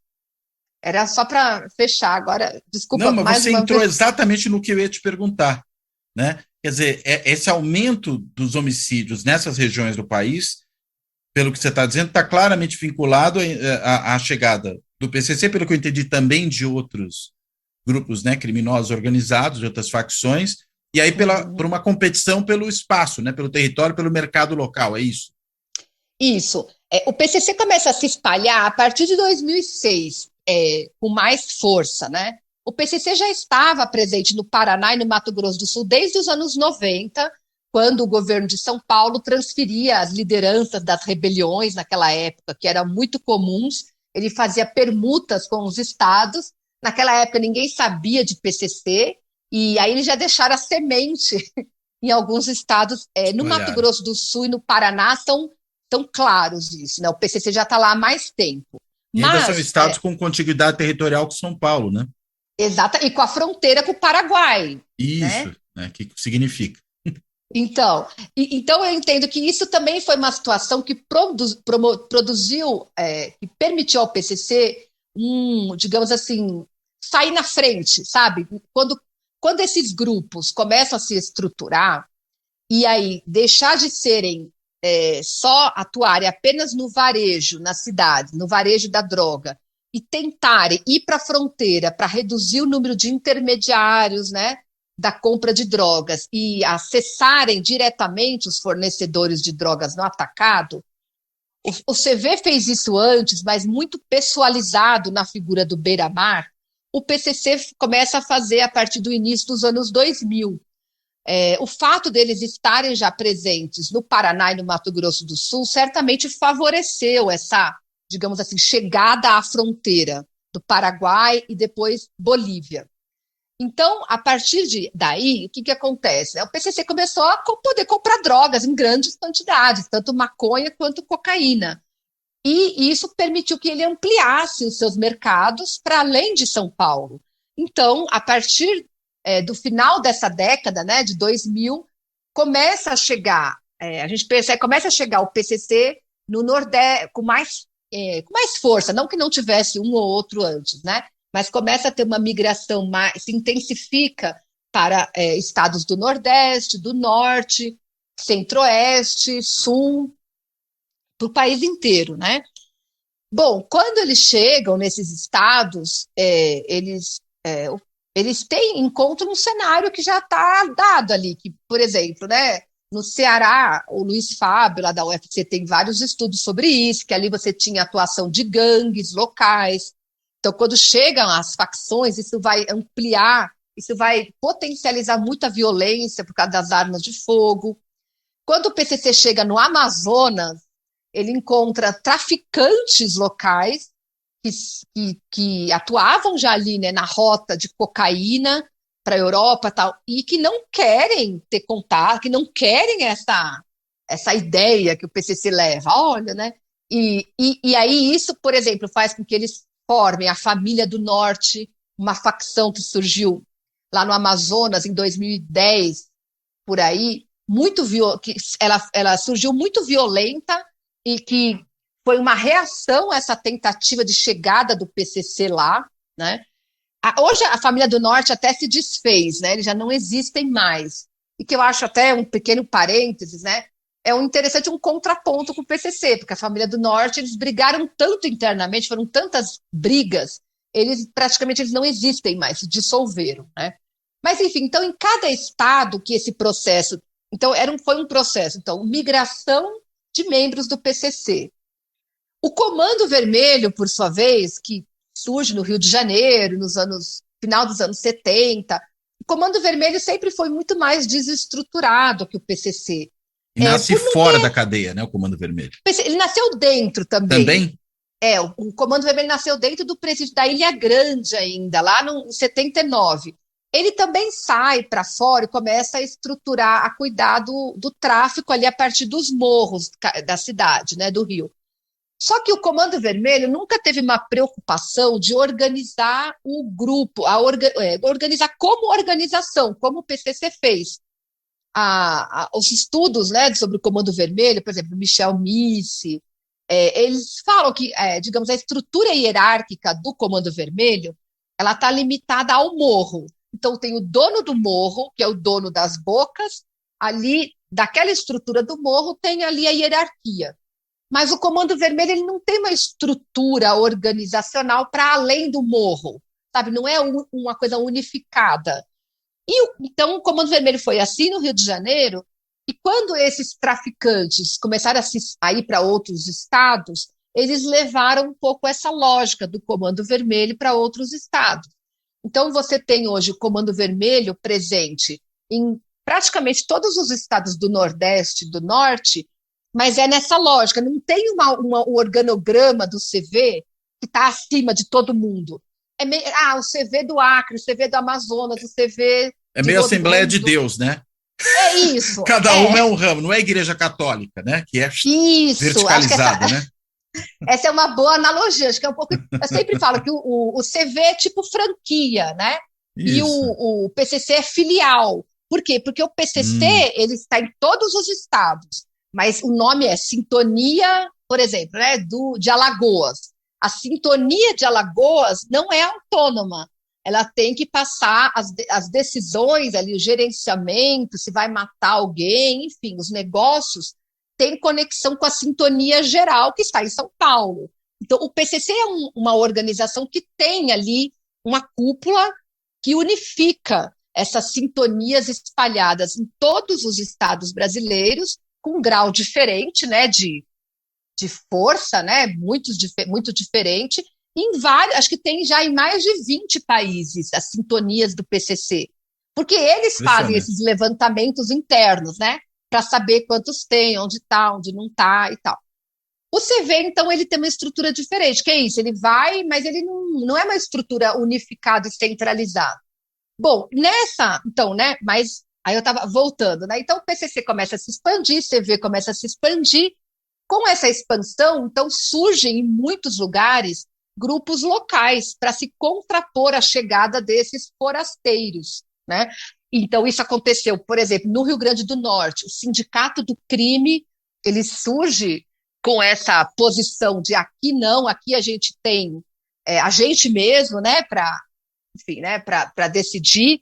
Surge no Ceará com a GDE, que se chama, o nome ele é bem sugestivo, Guardiões do Estado, e a própria, como eu disse, Família do Norte. Eu digo, sabe, Cláudio, sempre que esse é um processo que eu chamo de faccionalização da dinâmica prisional e da dinâmica criminal brasileira. Então, eu entendo que esse processo ele foi impulsionado por esses grupos oriundos de São Paulo e Rio de Janeiro, e que foram se expandindo para outros estados e impulsionaram, né, a criação de uma forma de organização criminal que está baseada nas facções, né? Eu até nem gosto muito desse termo facções, né? Mas, de qualquer maneira, ele indica, acho que todo mundo entende quando a gente fala facção criminal. Por que você não gosta do termo, só para entender? Que isso é interessante. É porque a facção, o nome disso na política, na ciência política, é parte de alguma coisa, né? Isso, exatamente. Uma fração, então, né? Isso, então eu acho que assim, ela serve para, por exemplo, ela serve até para o Sindicato do Crime, para o grupo lá da Paraíba, que tem a Al-Qaeda e Estados Unidos, são os dois. Mas ela não serve muito para o PCC mais. Acho que o PCC não é mais uma facção. O PCC é uma organização, né? Mas se convencionou chamar tudo de facção, e é isso, a gente, quando fala facção, então, todo mundo sabe que está falando desses grupos, e não de outras orcrins aí que têm bases em outros espaços, em outros negócios, né, no mundo empresarial. É interessante que o próprio PCC, às vezes, se autorrefere, né, como partido, né? Isso. É porque é primeiro comando da capital. Eles se autorreferem como comando, como partido, no sentido de partido do crime, isso, né? Como família também, é muito comum internamente, né? A ideia de que são uma família, mas também se refere como organização criminosa e como facção também, né? Então, mas você acha que para descrever sociologicamente o melhor é a organização mesmo, né? Eu acho que a organização tem problemas também. Ah, é? Mas eu acho que é o que melhor, se a gente pensar, né? Eu acho que numa descrição... É porque organização, eu acho que o problema é que a gente tem a definição, por exemplo, na lei de organização criminosa.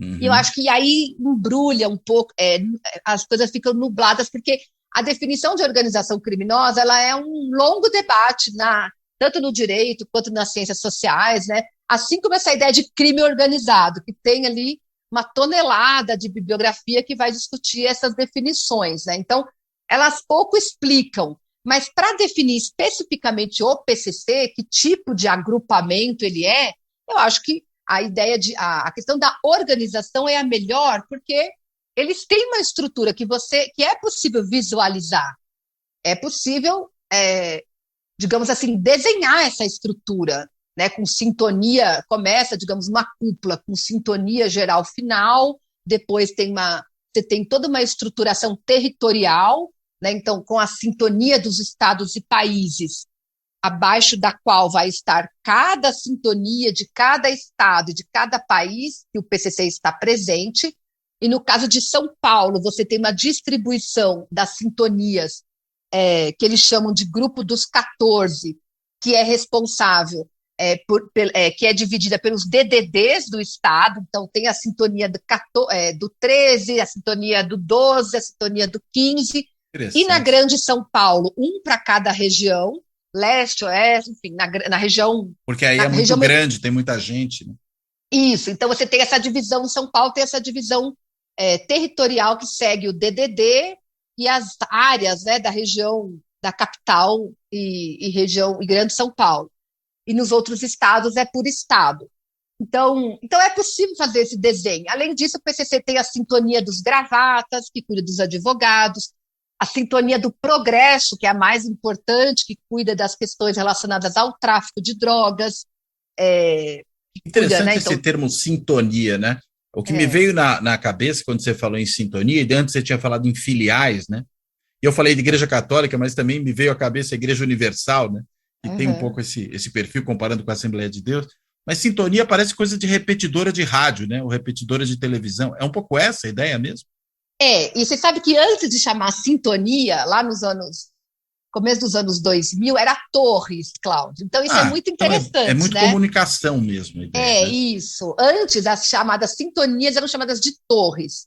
E a ideia de sintonia, eu acho que tem total relação com essa questão da comunicação, porque, por exemplo, quando fala assim, o PCC tem uma sintonia na Suíça, tá? Então, eles têm mesmo. Aí é DDI, não é DDD. Pois é. Mas, por exemplo, eu imagino que seja 1 ou 2 indivíduos que estão lá, sabe? Sim. Eu imagino, né? 1, 2, 3. Agora, se esses indivíduos estiverem em sintonia, comunicando com quem está aqui e fazendo ali as coisas que eles têm que fazer, enfim, sabe-se lá o quê, mas, por exemplo, certamente receber droga e tentar batizar alguém, as pessoas que estão lá na Suíça, tentar ou operar expandir. No financeiro, né? Porque a Suíça é muito propício para isso, né? Isso, enfim, sabe-se lá qual que é a missão deles lá, né? Mas, assim, se eles estiverem em sintonia, eles, digamos assim, vai ser importante para o PCC. É assim que o PCC se expandiu. Então, por exemplo, a sintonia de Portugal aparentemente cresceu muito. Hoje tem muito PCC, tem muita gente do PCC em Portugal. Então, essa ideia de sintonia ela é muito importante porque, às vezes, quando a gente fala, né, do PCC nesses termos, parece que é uma super organização poderosa e tal, mas não é bem isso. Mas o que é relevante para o seu funcionamento é essa comunicação das pessoas que ocupam essas sintonias. Porque, tanto que quando o indivíduo, uma sintonia, ele vai ou para o sistema penitenciário federal, que fica sem comunicação, ou ele some no mundo, acontece também, né? Eles falam que está fora de sintonia. Então, sei lá, a sintonia lá da Itália está fora do ar. Significa que a pessoa não está respondendo. Algo aconteceu. Isso, então é muito interessante, porque é justamente essa ideia de comunicação que é fundante para que isso aconteça. E aí, além da questão da comunicação, acho que ela é nuclear, tem uma questão, sabe, Cláudio, que as pessoas, eu sempre falo, mas é difícil se levar isso em consideração quando você vai avaliar o PCC. Tem a questão econômica, que é a que mais as pessoas falam, discutem, claro que é fundamental, mas tem uma questão ideológica, né? Para um cara estar lá, por exemplo, né, na Suíça e ficar em sintonia com o PCC, para ele é um risco, caramba, né? Ele está lá na Suíça, ele poderia ganhar o dinheiro dele e seguir a vida dele, né? Para ele ficar em sintonia com todas as demandas do PCC, todas as missões, os riscos que isso acarreta, ele precisa, é muito mais factível acreditar que é porque ele acredita em alguma coisa, ele acredita que aquilo ali é algo para o bem comum, ele acredita no discurso que o PCC usa para se legitimar. Então, não é apenas um aspecto econômico. É político, né? Político ideológico. Isso, político ideológico. Não é político no sentido, vamos tomar o Estado, não. Sim, mas no sentido da organização política e vamos dizer, da causa, podemos assim chamar. Isso. E a causa qual que é? A causa é a luta contra a opressão do Estado, é a bandeira, digamos, básica, né? Isso, sobretudo, no sistema prisional e na relação com a polícia. Então, né, a gente para voltar um pouco, né? Acho que uma coisa que a gente falou antes, para acabar com as facções, não adianta o ministro da Justiça vir na TV e anunciar que vai fazer uma reunião a semana que vem com os secretários, falar mandar polícia, Força Nacional, mandar, sei lá, GLO. Você até pode conter naquele momento, né? Com essas medidas, mas isso é um mais do mesmo que vem se fazendo há 30 anos, pelo menos, né? Isso, você contém a crise do momento, mas alimenta todo o discurso que legitima esses grupos. Então, não adianta, né, você ter esse discurso todo na frente da TV e fazer vista grossa, omissa e conivente com a tortura nos estabelecimentos prisionais, porque isso fortalece esses grupos, porque eles têm uma dimensão econômica, mas eles se alimentam dessa dimensão ideológica, mais do que tudo. Que, aliás, foi o que deu origem, né, no caso do PCC, ao surgimento da organização, né? Exatamente, no caso do PCC, foi isso que originou. No CV também, né, no CV era um contexto ainda de período da ditadura ali, mas também as condições dos presídios ali da Ilha Grande deu origem. E nos outros casos, na verdade, já foi uma imitação dos existentes, mas que também, claro, se alimenta desse sistema prisional caótico, tortura, que viola as condições mais básicas de existência humana e que impulsiona isso. Então, enfim, eu não sei se a gente já vai falar específica, né, sobre a questão do Rio Grande do Norte. Isso que eu ia te perguntar, porque o que me parece que o caso do Rio Grande do Norte, perdão, trocadilho, é a causa, né? Uhum, exatamente. O Rio Grande do Norte, acho que ele é um dos exemplos mais recentes, né, de um cenário que já se repetiu em outros contextos e que explica um pouco, né, Cláudio, da responsabilidade da sociedade de uma maneira geral. Aí eu falo imprensa, universidades, ONGs, e obviamente os próprios governos federal e estadual, do quanto o sistema prisional ele é invisibilizado, ele é silenciado, e os gritos, né, as denúncias, as demandas das pessoas que estão presas, não é por privilégios, é por direitos básicos, elas não são ouvidas.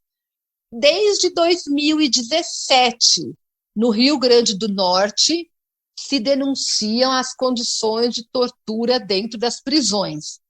Desde o pós-massacre, lá de 2017, não sei se você vai lembrar que Alcaçuz foi ali, né, televisionado as batalhas campais entre o PCC e o Sindicato do Crime ali dentro da penitenciária, a Globo News, enfim, né? As TVs ficavam mostrando ali aquela luta campal, né, dos presos. Depois daquela rebelião, teve uma intervenção, as coisas foram, digamos assim, normalizadas, só que a partir daí começaram a surgir denúncias e mais denúncias de torturas, violações, agressões. Os grupos de familiares de presos estão cansados de pedir, né, algum tipo de providência. A Pastoral Carcerária já emitiu diversos relatórios, o Mecanismo Nacional de Prevenção e Combate à Tortura já realizou, né, elaborou diversos relatórios, e o último relatório sobre o Rio Grande do Norte, coincidentemente, foi divulgado ontem, né, mas ele foi baseado numa inspeção que foi feita em novembro do ano passado, e, enfim, ele, de uma certa forma, eu acho que ele sintetiza, né, ali o quão absurda é a situação das prisões e o quão absurdo todos nós, né, sociedade, especialmente governo, evidentemente, ter ignorado essas condições durante todos esses anos, né? Então, quando se mobiliza de maneira legítima, legal, como o Estado ele faz querer a gente pensar que ele dá valor, né, essas formas de mobilização de familiares e de presos. Não se ouve, não se invisibiliza, se ignora, como a governadora, né, do Rio Grande do Norte tem ignorado todos esses anos, já que ela era governadora, né, antes também. É, em novembro, quando as peritas do mecanismo, a Bárbara e a Ana Valesca, voltaram dessa inspeção, coincidiu de eu estar em Brasília na época do GT de transição, do qual eu participei. Tudo isso foi colocado no relatório. A necessidade de interromper essas forças-tarefa que permanecem nos estados indefinidamente e que são responsáveis por essas denúncias de tortura que estão registradas ali, de gente vomitando sangue, de gente machucada, de gente...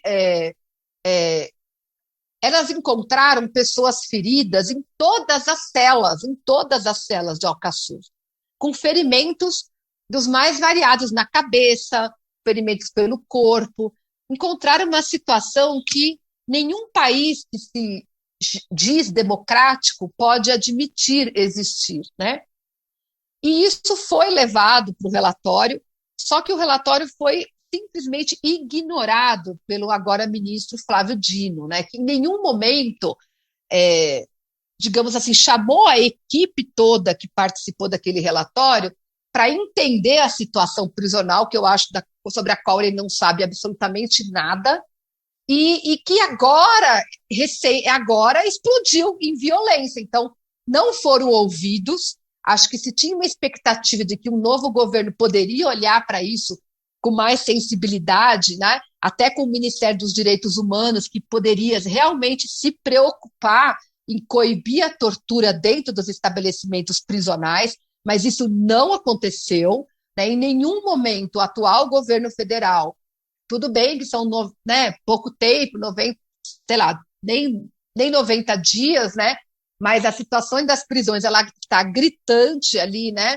Há muito tempo, em nenhum momento teve nenhuma sinalização para uma mudança na forma de atuar com relação à questão prisional nesse atual governo.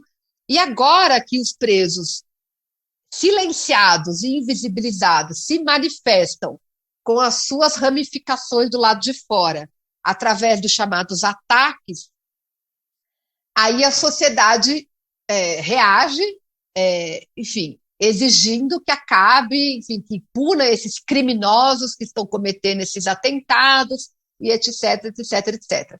É claro que não estou aqui defendendo os atentados, né?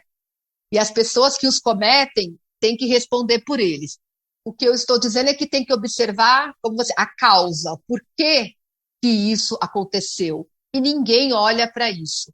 Eu achei que foi muito emblemática a fala do ministro essa semana, que ele fala: a gente vai mandar 100 milhões para lá, para o Rio Grande do Norte, para comprar, para investir no sistema prisional com a construção de mais unidades prisionais e com a compra de equipamentos.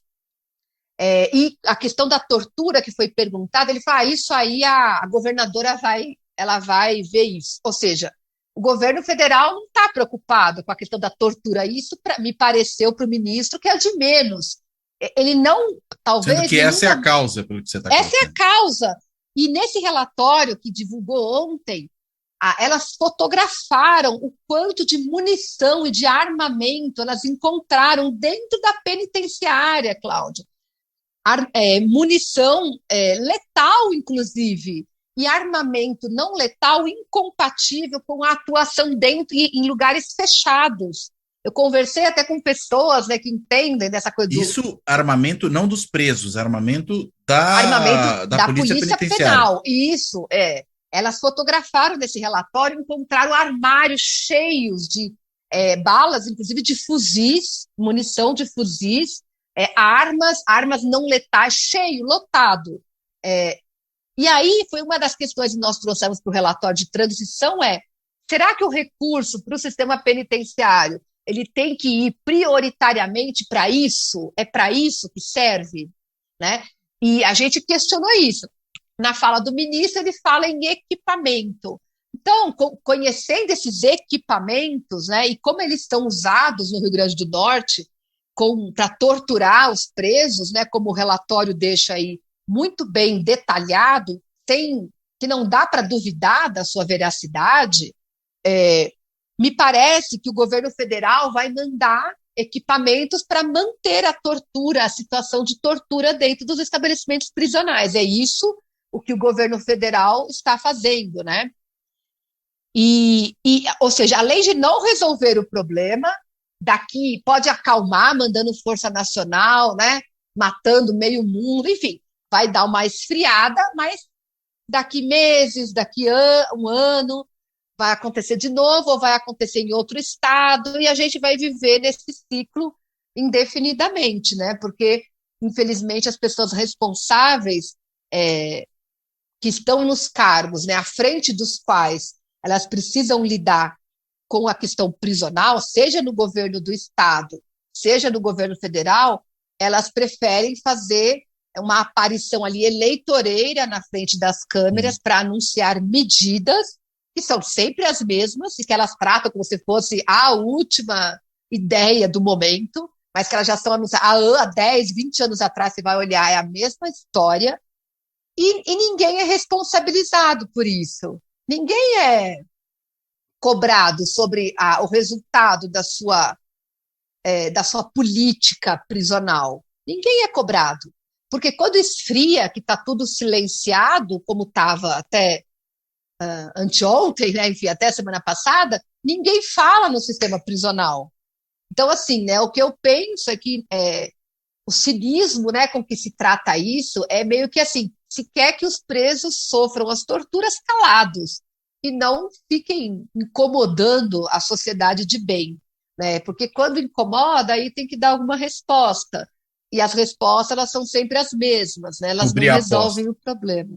Então, infelizmente, é uma grande decepção, né, Cláudio? Porque a gente vem de um governo autoritário que ameaçou fortemente as nossas instituições, né? Com forças sociais ligadas a esse autoritarismo que estão disseminadas socialmente, inclusive tem uma presença muito forte nas pessoas que atuam na segurança pública, né? Isso é um fato. Só que um governo que entrou, que a gente, de fato, né, a gente tem expectativa, e eu acho que a gente, a confiança de restauração, né, e das instituições democráticas, isso é verdade, mas isso não chega no sistema prisional. Então, essa retomada democrática no Brasil, né, com o governo Lula, mais uma vez, me parece, até agora, que não vai chegar às prisões. Da mesma forma, Cláudio, que a redemocratização do Brasil nos anos 80, né, com a abertura política, o fim da ditadura militar, também não chegou nas prisões, né? Então, as prisões, a segurança pública, no geral, e as prisões, especialmente, elas passaram ao largo, né, das forças de democratização que foram tão vigorosas no final dos anos 80 e, me parece, vão continuar ao largo com essa nova, digamos assim, né, busca por reduzir, né, os estragos dos governos Bolsonaro, mas isso não vai chegar nas prisões. As prisões, elas vão continuar como locus do autoritarismo, da atuação bolsonarista. Então, né, naquelas fatias dos bolos que se discute para a coalizão, tal, e entrega isso aí para as forças da direita, porque, do meu entendimento, também o próprio PT, as pessoas dentro do PT que têm uma sensibilidade e conhecem do sistema prisional, que discutem isso, elas estão apagadas, elas não têm participado do Ministério da Justiça e Segurança Pública. Então, me parece que a gente, infelizmente, mais uma vez, não vai ter ali, né, não vai ver as forças democráticas, tão bonito, né, que a gente vê, não vai ver isso chegando dentro das prisões. Bem, puxa, que conversa esclarecedora, Camila. Muito obrigado. Né? Acho que é uma realidade difícil, duríssima, né? Essa que você está mostrando. E não são muito boas as notícias que surgem, mesmo com o início aí de um governo bem diferente do anterior, mas parece que nisso aí nada está mudando o suficiente, né? E eventos como esse do Rio Grande do Norte não acontecem por acaso, né? Acho que isso é importante notar. Bem, Eu te devolvo a palavra para você, enfim, se tiver ainda algum ponto que você acha importante mencionar, você traga, e para fazer também a sua amarração final, por favor. Obrigada, Cláudio. Bom, é um prazer poder falar isso assim, sem aquela rapidez, aquela superficialidade. Acho que até me empolguei um pouco, que a Foi gente está bom, foi bom, foi bom. quase 2 horas. Esclareceu pra caramba. Mas eu queria só finalizar, acho que um ponto que é importante, né, é o timing, né, desses movimentos. Então, acho que não tem nada a ver, né, vamos fazer manifestação agora, porque agora é o governo Lula, e eles são lenientes.